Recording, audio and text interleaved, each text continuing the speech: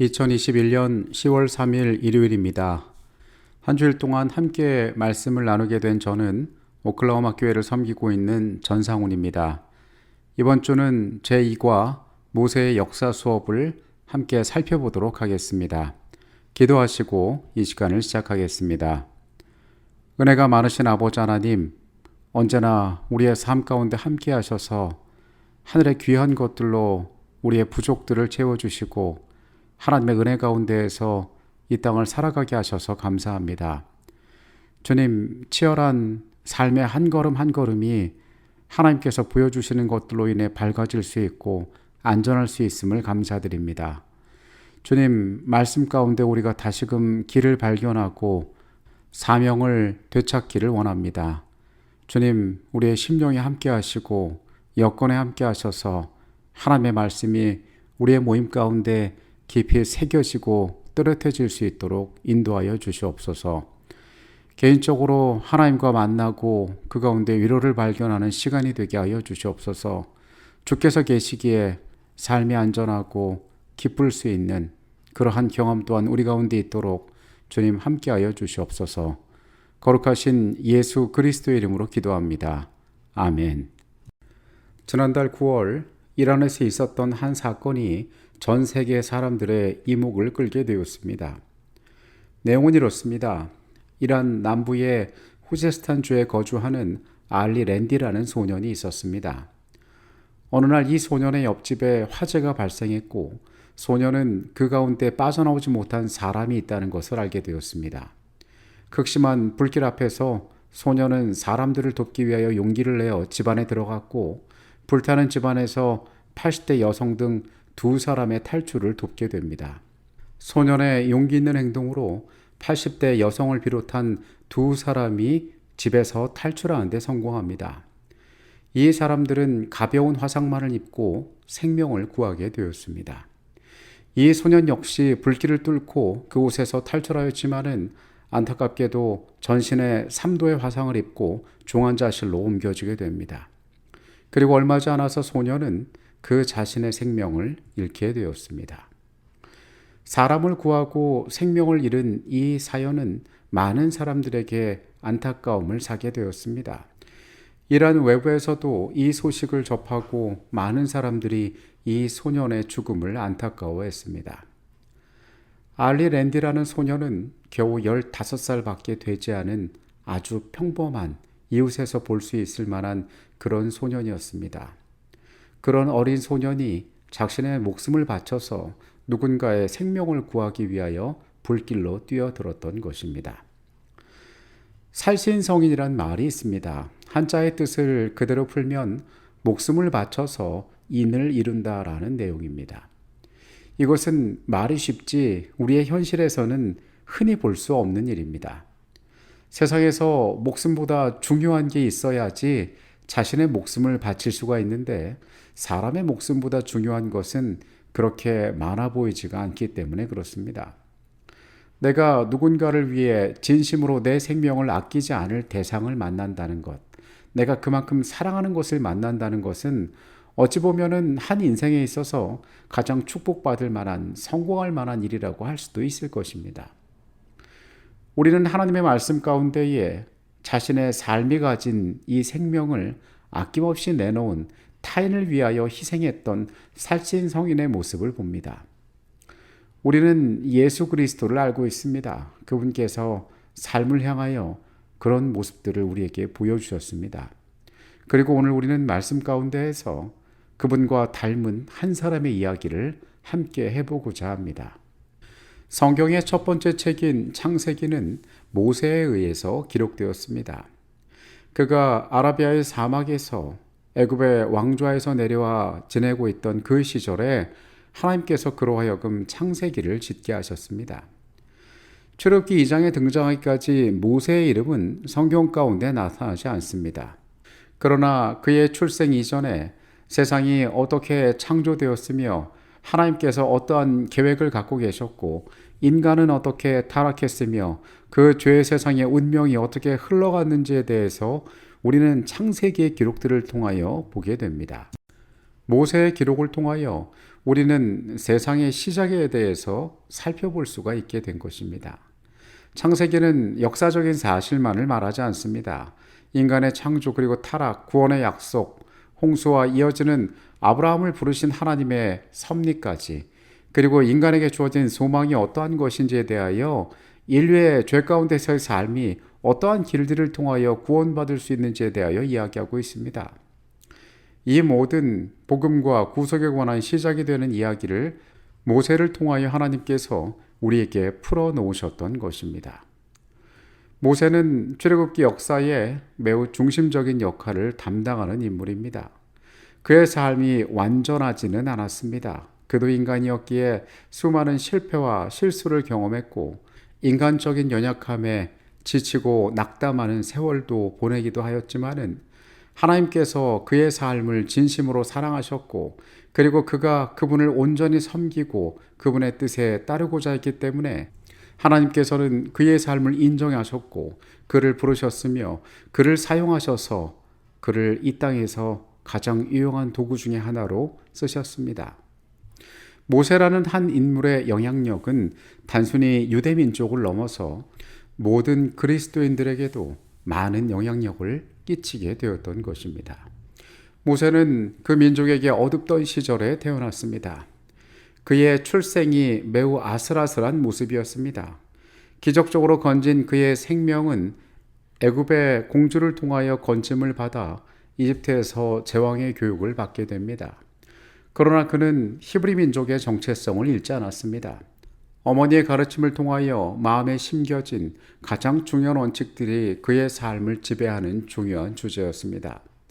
그가 성인이 되었고 그의 가르침이 익숙해질 무렵에 그는 자신 스스로가 민족을 구원하고자 했지만은 그 가운데서 실패하였습니다. 살인자가 되어 모든 것을 잃고 광야로 도망하는 자가 되었던 것입니다. 그가 가장 절망하고 있을 순간에 처절한 실패를 맛볼 때에 모든 소망이 끊어졌다고 생각할 그때에 하나님께서 그를 떨기나무 가운데에서 다시 한번 부르셨습니다. 그리고 우리가 아는 것처럼 그는 출애굽의 위대한 민족의 지도자가 되었습니다. 하나님께서 그를 통하여 이루셨고 그분이 가진 구원의 계획이 그 사람의 손을 통하여 세상 앞에서 현실화되었던 것입니다.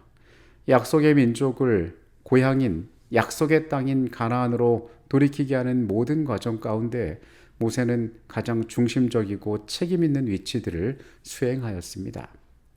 우리가 성경 가운데에서 이 사람의 수많은 면모를 볼 수 있는 장면들이 있습니다. 어떤 사람들은 모세의 삶에 있어서 가장 빛나는 순간이 언제냐라고 묻는다면은 홍해를 가르시는 하나님의 능력이 그를 통하여 나타났을 때, 혹은 애굽의 궁정에서 바로와 마주하여 하나님께서 얼마나 전능하신 분이신지를 나타낼 때라고 생각할 수도 있습니다. 그러나 우리는 출애굽기 32장 가운데에서 하나님이 보시기에 가장 그의 삶이 위대했던 순간들을 바라볼 수가 있습니다. 출애굽기 32장 29절로부터 32절에 있는 내용입니다. 모세가 이르되 각 사람이 자기의 아들과 자기의 형제를 쳤으니 오늘 여호와께 헌신하게 되었느니라. 그가 오늘 너희에게 복을 내리시리라. 이튿날 모세가 백성에게 이르되 너희가 큰 죄를 범하였도다. 내가 이제 여호와께로 올라가노니 혹 너희를 위하여 속죄가 될까 하노라 하고, 모세가 여호와께로 다시 나아가 여짜오되 슬프도소이다. 이 백성이 자기들을 위하여 금신을 만들어 싸우니 큰 죄를 범하였나이다. 그러나 이제 그들의 죄를 사하시옵소서. 그렇지 아니하시오면 원하건대 주께서 기록하신 책에서 내 이름을 지워버려 주옵소서. 그들이 홍해를 건넌 뒤에 하나님의 산인 시내산에 도착하였습니다.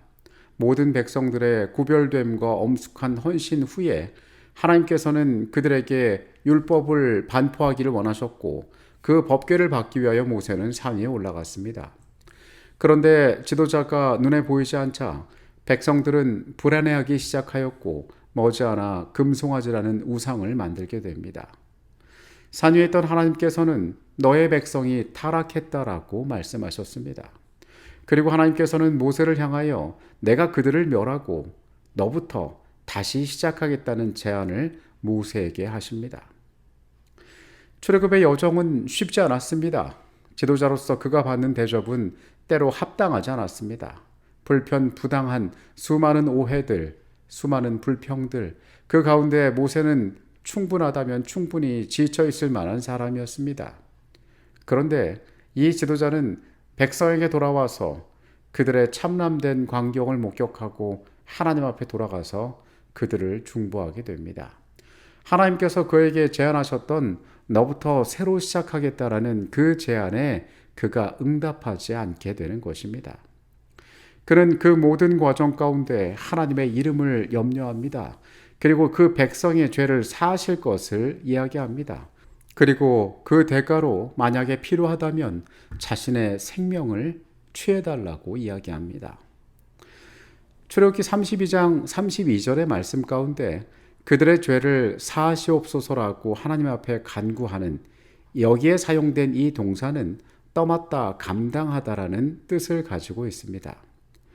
죄의 무게와 그 죄를 속하기 위해서 무엇인가 필요하다는 것을 알고 있던 이 모세는 하나님께 그 죄를 감당해 달라고 부탁하였던 것입니다.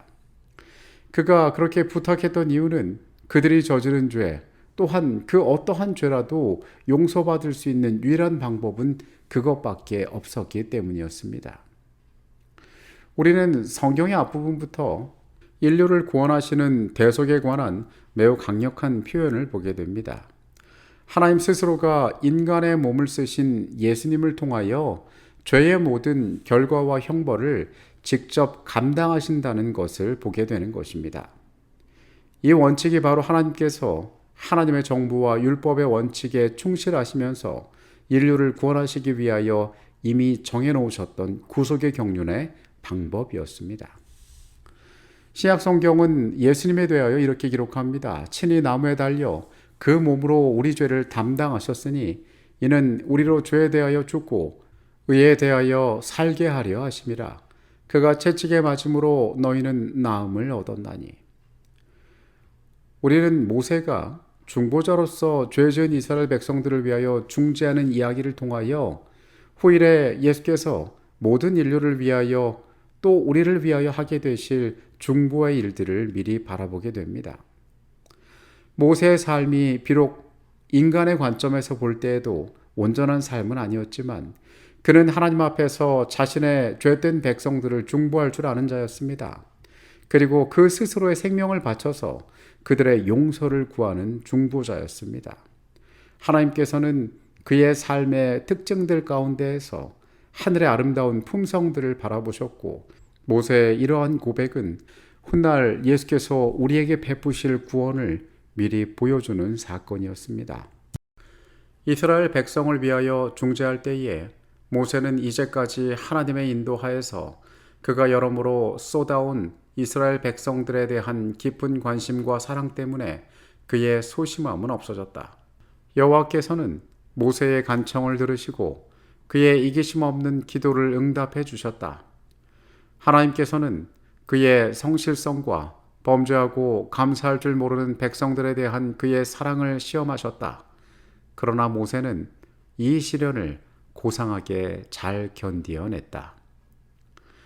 모세의 삶에 있어서 가장 빛나던 순간은 바로 그때 그의 생명을 걸고 그 백성의 죄를 사하여 달라고 하나님 앞에 구하던 순간이었습니다.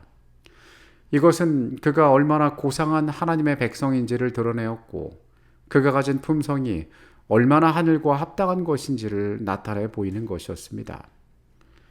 그의 간구는 받아들여졌습니다. 하나님께서 뜻을 돌이키셨다고 성경은 말합니다. 그런 삶이 가진 가장 위험하고도 가장 치명적인 유혹의 시험 가운데에서 승리하였습니다. 모세는 이기적인 것을 구하지 않았습니다. 그리스도께서 피로 사신 그분의 백성들이 얼마나 귀한 존재인지를 그는 하나님과 같은 마음으로 알고 있었던 것입니다. 여러분, 오늘 모세의 마음을 우리가 떠올립니다. 그리고 이 땅을 살아가는 가운데에 하나님께서 귀해 보셨던 그의 삶을 기억합니다. 오늘 우리의 생애가 그러한 모습들로, 그러한 특징들로 동일하게 세워지게 되기를 이 시간에 간절히 바라겠습니다. 기도하시겠습니다. 아버지 하나님, 주께서 세우신 종을 통하여 그의 삶이 하나님 앞에서 어떻게 서 있었고 어떤 사역을 통하여 주께 영광을 돌렸는지를 바라봅니다. 모세의 마음을 통하여 예수 그리스도의 구속을 바라봅니다. 우리의 생애가 그리스도를 닮게 하여 주시옵소서. 모세처럼 예수를 닮은 마음과 삶이 되게 하여 주시옵소서. 거룩하신 예수 그리스도 이름으로 기도합니다. 아멘.